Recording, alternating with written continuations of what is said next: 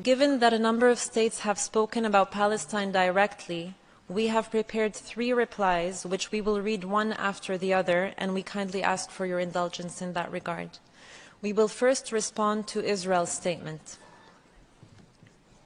Mr. Chair, at the outset, let us remind Israel that our name is not the Palestinian Authority, but the State of Palestine. Sure, your finance minister said at an event in Paris earlier this year, there is no such thing as a Palestinian people. And your prime minister on the 24th of September held up a map at the General Assembly entitled The New Middle East, in which Palestine was deleted and replaced entirely with Israel.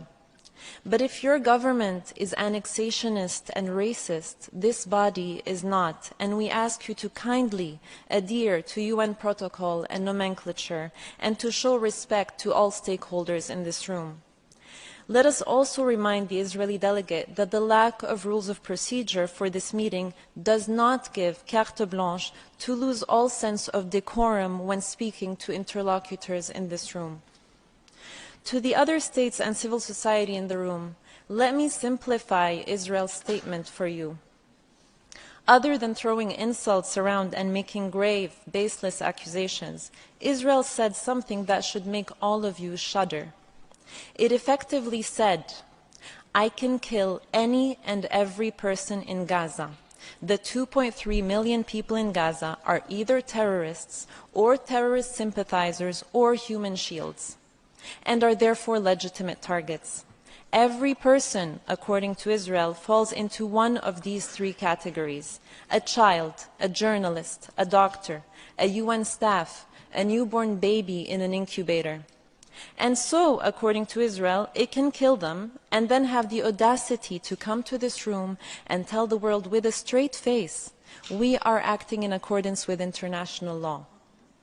The death of each of the over 11,350 people killed over the past month, be it children, journalists, UN staff, the sick, the elderly, according to Israel, was justified.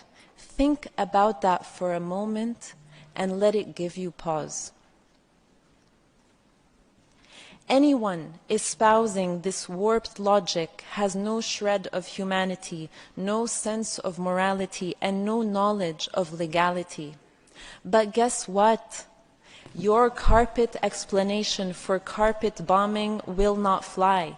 People are not fools. The people in this room are seasoned diplomats who are well-read, have a knowledge of history, and many of whom have seen your government make the same arguments during your 6 previous military aggressions on Gaza in the past 15 years. They have seen you resort to collective punishment, targeting of Palestinian children, journalists, medical staff, aid workers before. They have seen you forcibly transfer our communities, colonize our lands, demolish our homes, and evict families from their own properties since the 7th of October and for the 75 years that preceded it. They have seen your state-sponsored disinformation campaign before. Again, not fools. Don't insult our intelligence. By saying that it is acting in accordance with international law, Israel is effectively saying the UN Secretary General, the UN High Commissioner for Human Rights, the WHO, UNICEF, OCHA, UN Special Rapporteurs, the UN Independent Commission of Inquiry on the Situation, human rights organizations worldwide, disarmament NGOs worldwide, humanitarian NGOs worldwide, countless legal experts are all wrong. Everyone is lying about Israel violating international law, and we are asked instead to believe Israel, the state that is actually doing the indiscriminate killing.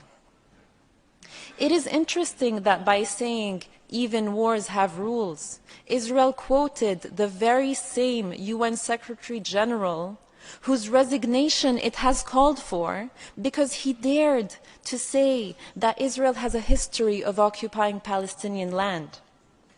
The dissonance of hearing the Israeli representative talk about wars having rules as it commits genocide and breaches every rule in the book live on our TV screens is quite something. To Israel we say, we see through your PR and disinformation. The whole world sees through your PR and disinformation. The millions of people filling the streets in every major capital of the world, calling you out for genocide, sees through your PR and disinformation. Perhaps you think that with your incendiary rhetoric, we will all forget the incitement, the declarations and acts of Israeli officials, the people you represent, to wipe out Gaza, to drop a nuclear bomb on the Palestinian people, to destroy the human animals and children of darkness. Perhaps you think that your constant intimidation and threatening language will make everyone overlook the fact that Israel is, as we speak, killing babies, youth, women, men, elderly, no one too small or too old or too sick to be spared its wrath.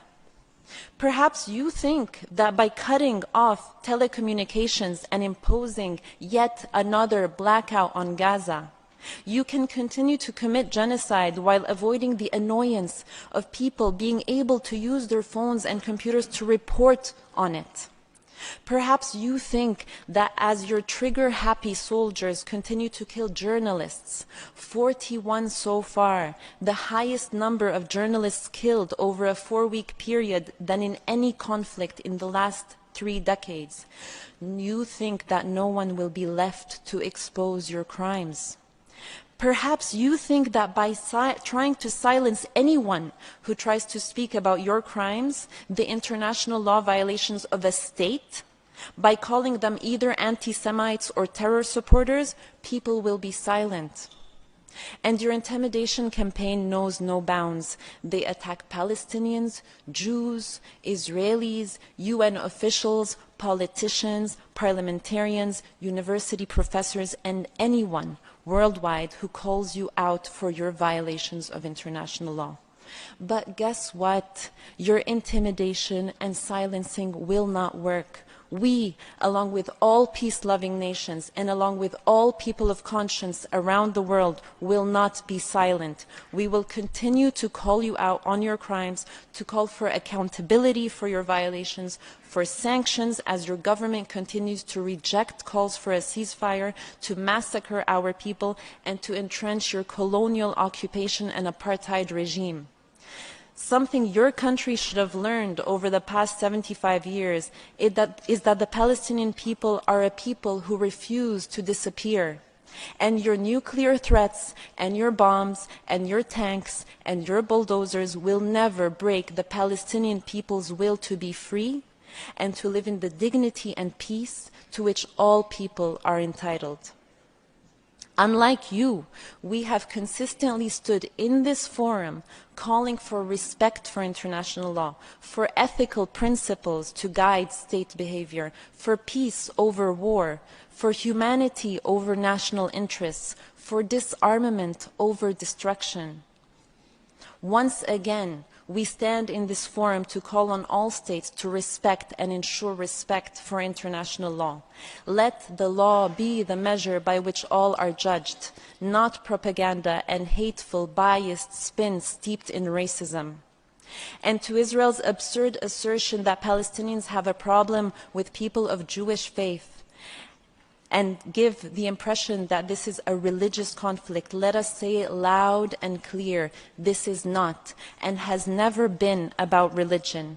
Had the occupiers of our land or the violators of our rights been Muslim, Christian, Buddhist, Hindu, atheist, or of any other conviction, we would have called them out all the same. Palestine has always been multiracial, multi-ethnic, and multi-religious. People of Jewish faith have lived in historic Palestine as Palestinians for centuries. We consider them to be our brothers and sisters. And since the memory of the Holocaust has been invoked, let us also say loud and clear, we have the greatest of solidarity with both the victims and survivors of the Holocaust. It was not Palestinians that committed that horrific genocide, but the fascist forces that spawned from Europe. And it is unconscionable that a number of European leaders are again beating the drum as another genocide is now underway in Gaza. We are united with those hundreds of thousands of Jews around the world, including from organizations like Jewish Voice for Peace, If Not Now, Na'amod UK, who are calling out this genocide and chanting in the streets of New York, London, Paris, Berlin, Sydney, Toronto, and all major Western cities so that their governments can hear? Not in our name. End the genocide in Gaza. With them, we stand together to end this pain and suffering. Together, we will not allow this to happen. Never again is now.